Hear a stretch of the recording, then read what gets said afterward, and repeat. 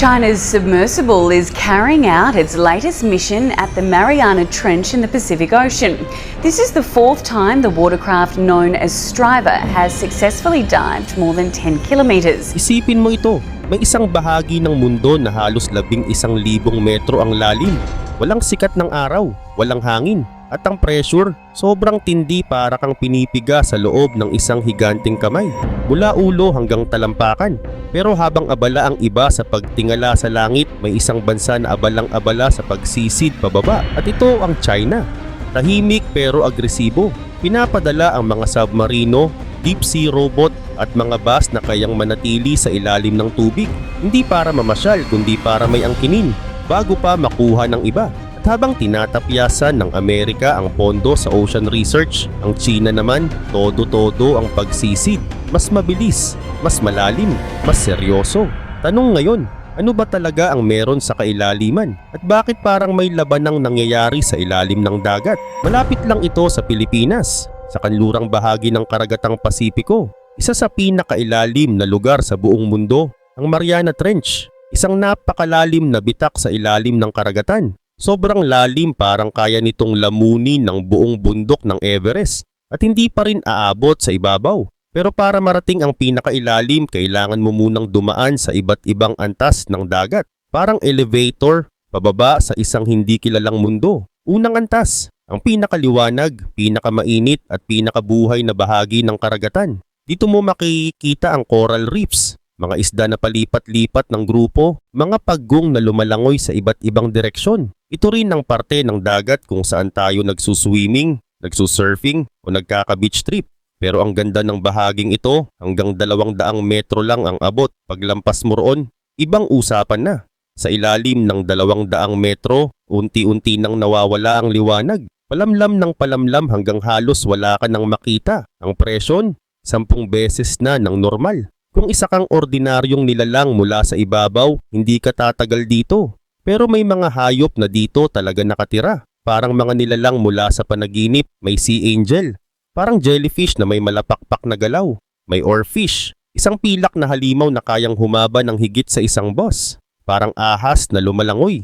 Sa zone na ito, nagbabago ang mga hayop para lang makasurvive. Nawawala ang kulay, lumalaki ang mata, lumalambot ang katawan. Lahat para kayanin ang dilim at pressure. Kapag bumulusok ka pa sa lalim na 1,000 metro, wala nang kahit anong liwanag na abot dito. Ganap na dilim. Ang tanging ilaw dito, galing na mismo sa mga hayop. Bioluminescence, parang glow in the dark na ginawa ng kalikasan. Dito bawat nilalang parang alien. May isdang may sariling spotlight, may pusit na parang multo na may galamay na parang sinulid. At nariyan ang magnapa squid. Mahaba ang galamay, 6 na metro ang sukat, gumagalaw na parang puppet sa kadiliman. Literal na nightmare fuel. At syempre, ang paboritong meme ng internet, ang blobfish. Pero ang hindi alam ng karamihan, sa natural na tirahan niya, normal ang itsura niya. Naka-adapt siya sa matinding pressure. Pero kapag inahon mo, natutunaw ang katawan niya. Kaya siya nagmumukhang lumulumot na blob. Isang paalala,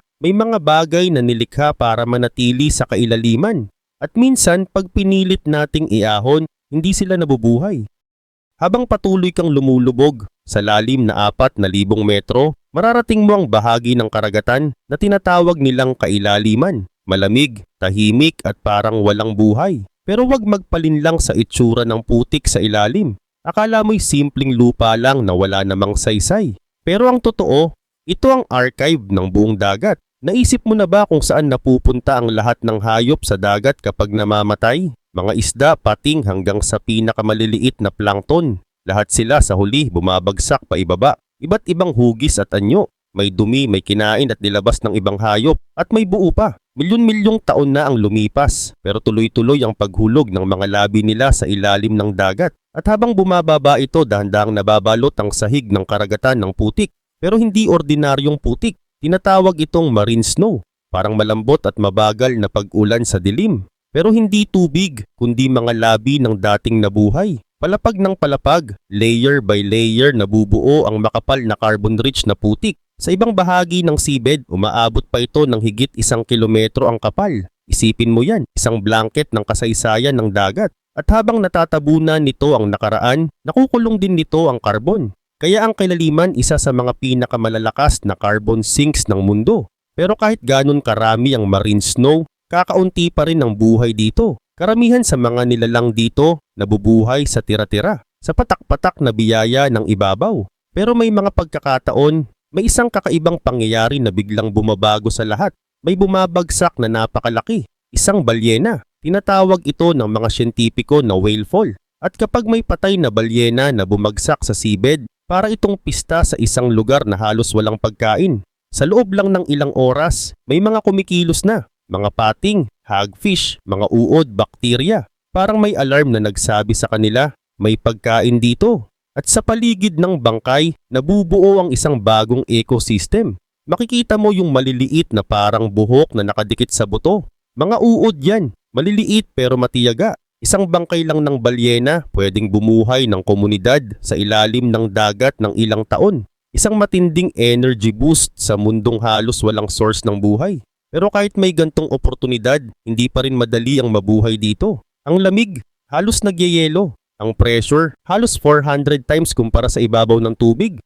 Parang may 7 elepante na sabay-sabay nakaapak sa dulo ng daliri mo at yung bigat na yon galing sa lahat ng direksyon. Pero hindi pa dyan nagtatapos ang pagsisid. Kapag lumampas ka na sa 6,000 metro, pumapasok ka sa isang lugar na halos hindi na napupuntahan kahit ng pinaka-advanced na submarine sa mundo. Dito ka na sa tinatawag na Hadel Zone, galing sa pangalang Hades, ang Diyos ng underworld sa mitolohiyang Griego. Ito na ang teritoryo ng mga trench, malalalim na bitak sa karagatan. At mula rito pababa, iilan na lang ang bahagi ng mundo na mas malalim pa. Ang pressure dito, sobra. Mahigit 600 na beses ng normal. At para makaligtas dito, kailangan ng perpektong disenyo ng submarine. Yung tipong hindi pwedeng magkamali kahit konti. Ilan lang sa buong mundo ang nakaabot sa puntong ito. At sa halos 11,000 metrong lalim, mas malalim pa kaysa sa taas ng Mount Everest, mararating mo ang pinakailalim ng Mariana Trench. At ang presyong nararamdaman ng katawan mo,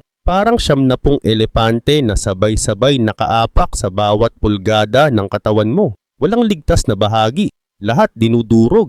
Pero ito ang nakakagulat, kahit sa ganitong kalupit na kondisyon, may buhay pa rin. May mga nilalang na hindi mo aakalain na posible. May mga xenophores, mga higanting single-celled organism na kumakain ng particles sa sahig ng dagat. Tahimik lang silang umiikot parang mga maliit na sponge na lumulutang sa dilim. May mga hipon, maputla, maliit pero aktibo, gumagapang sa ibabaw ng putik na halos wala ng nutrients. Kakaunti ang buhay dito pero ang bawat isa sa kanila, perpekto ang adaptasyon sa mundong halos hindi na maintindihan ng tao.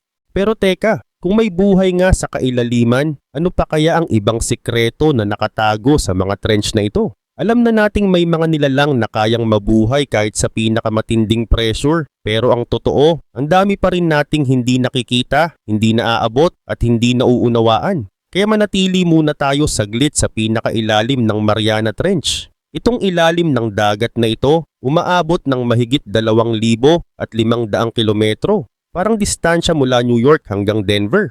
Pero hindi pantay ang lalim sa bawat bahagi. Sa bandang kanluran, may isang punto na mas malalim pa sa karaniwan. Isang hukay sa loob ng trench mismo. Kung ang Mariana Trench ang pinakamalalim na parte ng dagat, ano naman ang pinakamalalim na parte ng Mariana Trench? Ang sagot, Challenger Deep. Ito ang pinaka-extreme na lalim na naitala sa buong mundo. Walang mas lalalim pa rito sa dagat. Unang narating noong taong 1960 na Jacques Piccard, isang Swiss engineer, at Don Walsh, isang opisyal ng US Navy. Sakay sila ng bakal na bola na nakakabit sa isang higanting float. Tumagal lang ng 20 minuto ang unang dive at matapos nun, walang sumunod ng higit 50 taon. Hanggang sa taong 2012, isang filmmaker si James Cameron ang bumaba mag-isa gamit ang sarili niyang submersible. Nakakuha siya ng video, ng samples at nakabalik ng ligtas. Pagkaraan ng ilang taon, sumunod naman si Victor Vescovo, isang explorer at multimillionaire. Ginamit niya ang ultramodernong sub na tinawag niyang The Limiting Factor. Ilang beses siyang bumaba sa pinakailalim, kinuhanan ng datos at nagbukas ng bagong kabanata sa deep sea research. Pero may isang bagay na pare-pareho sa lahat ng misyon na ito. Bihira, sobrang mahal at halos isang beses lang ginagawa hanggang sa pumasok ang China sa eksena. At dito na nagsimulang magbago ang lahat. Noong 2020, nagpadala ang China ng 3 tao pababa gamit ang submersible na tinawag nilang Fenduce, ang pinakamalalim nilang dive sa kasaysayan.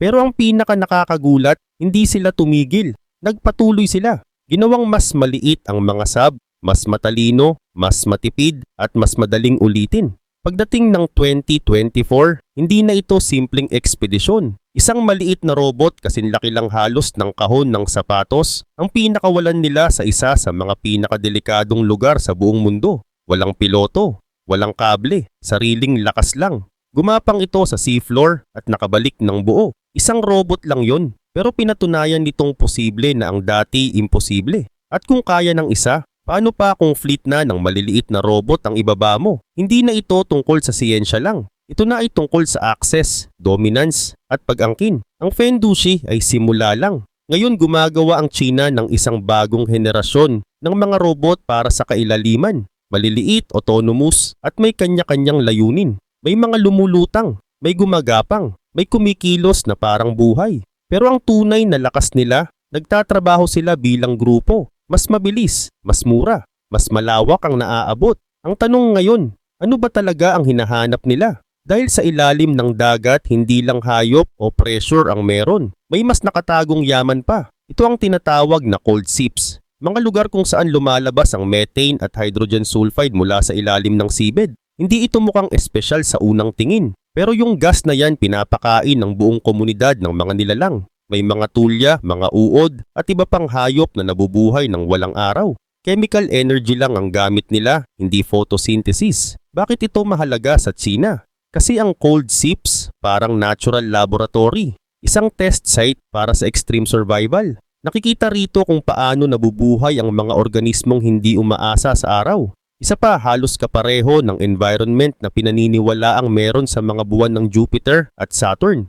Kung gusto mong makarating sa mga planeta sa labas ng mundo, kailangan mo munang maintindihan ang mga ganitong lugar. At ngayon tingnan mo ito, parang yelong nakaipon sa sahig ng dagat. Pero hindi ito ordinaryong yelo. Ang tawag dito methane hydrate o mas kilala bilang fire ice. Kapag ang methane gas ay nakulong sa yelo sa ilalim ng matinding lamig at pressure, nabubuo ang isang kakaibang bagay na halos parang science fiction. Fire ice. Oo, apoy na galing sa yelo. Sa unang tingin parang ordinaryong niebe lang na nakabaon sa seabed. Pero kung sisindihan mo ito, nasusunog. Ito ngayon ng pinag-aaralan bilang posibleng source ng enerhiya sa hinaharap.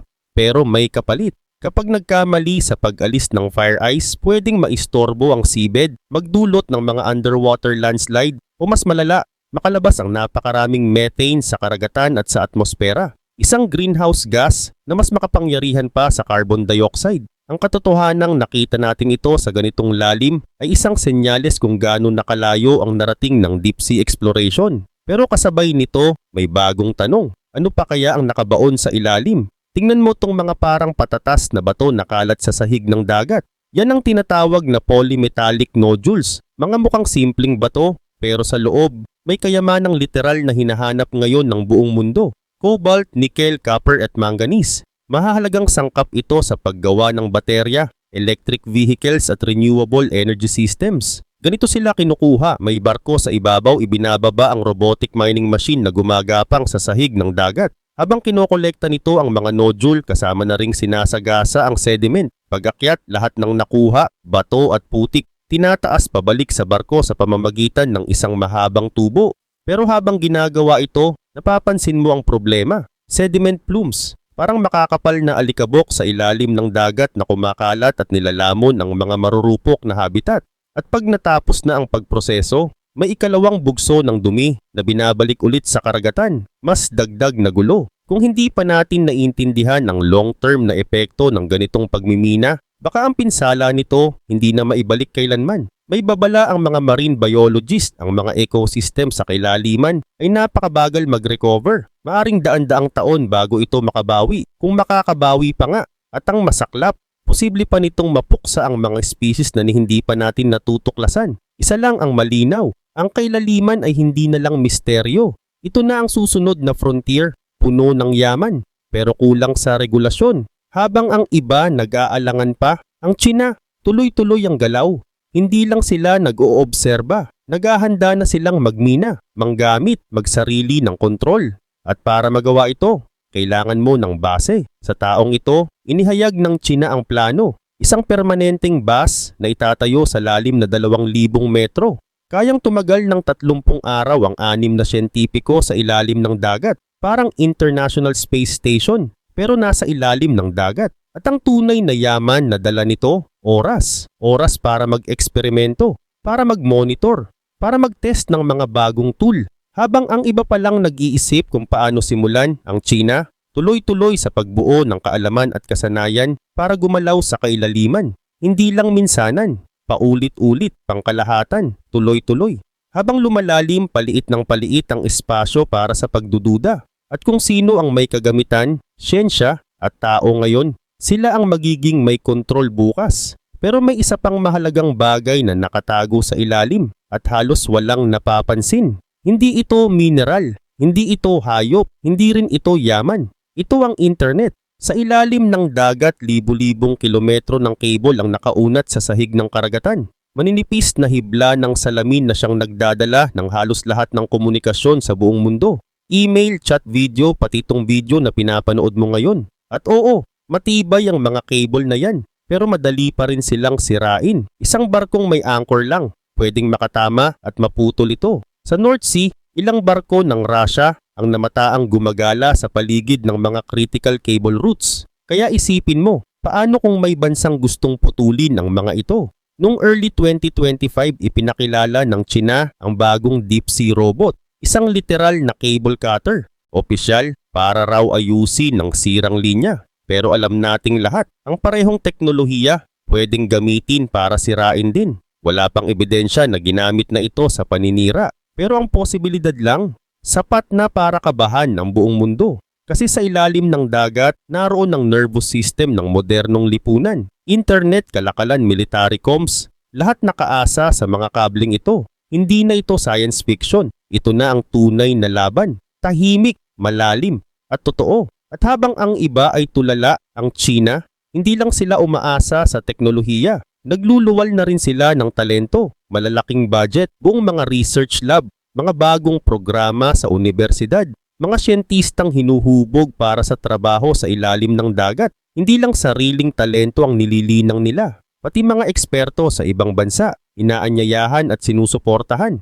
Habang ang ilang bansa, tulad ng Amerika, ay binabawasan ang pondo sa siyensya, pinapalayas ang sarili nilang eksperto at pinapatay ang research na dating sila ang nangunguna. Ang nangyayari ngayon ay malinaw. Kung saan may suporta, doon nagaganap ang tunay na pag-unlad. At kung saan tuloy-tuloy ang pag-research, doon unti-unting nabubuo ang kontrol sa hinaharap. Kaya ang tanong, ano na nga ba ang tunay na natuklasan ng Tsina? Hindi lang mga nilalang sa kailaliman. Natuklasan nila ang daan papasok at ang dahilan para manatili. Gamit ang maliliit na robot at mga underwater base, tinatransform nila ang exploration mula sa bihira papunta sa regular. Isang strategy, hindi trip, hindi eksperimentong minsanan. At habang sila'y patuloy sa pagmina ng kaalaman, ng yaman at ng karanasan, ang iba na may nananatiling tagamasid. Pero ang kailaliman, hindi ito lugar para sa mga nagdadalawang isip. Ito ang bagong frontier. At kung sino ang nauuna, sila ang may boses sa kung anong mangyayari sa mundo natin sa susunod na siglo. Hindi lang ito tungkol sa dagat, ito ay tungkol sa kapangyarihan, seguridad, at pandaigdigang impluensya. Ang kailaliman ng karagatan ay isa sa iilang lugar na nananatiling ligaw at hindi ganap na sakop ng tao. Kapag ginalaw mo ito ng walang ingat, hindi mo na ito maibabalik. Ginawa na natin ito dati, noong unahan sa buwan, nauwi sa kooperasyon. Naitayo ang International Space Station, isang paalala na pwedeng magkaisa ang mga bansa para sa isang mas mataas na layunin. Kailangan natin ng ganong klaseng mindset muli, hindi lang para magsaliksik, kundi para protektahan ang natitirang hindi pa natin nasisira. Kasi kung iisang bansa lang ang makakakuha ng kontrol sa huling hindi pa naaabot na bahagi ng mundo, lahat tayo ang magbabayad. At teka lang, hindi lang pala dito sa mundo ang target ng Tsina. Sa buwan, may mga malalalim na butas na ngayon pa lang nilang sinusuri. Mga bunganga na posibleng may daan pababa sa ilalim ng lunar surface. Ano kaya ang matatagpuan nila roon? Malalaman natin sa susunod na video.